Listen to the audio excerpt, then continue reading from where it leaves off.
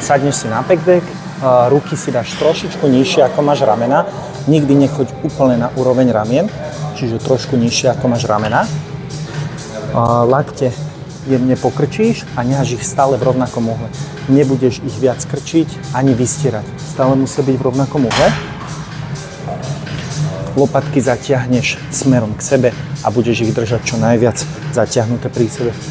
Aby sa ti nestávalo to, že keď ideš sem dopredu, tak lopatky roztiahneš od seba a ramena vystrčíš smerom dopredu. Dobre? Čiže hop, hop. Rozsah pohybu.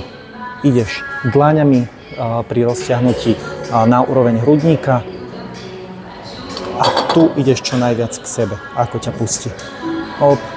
Tu môžeš na sekundu zatlačiť do toho hrudníka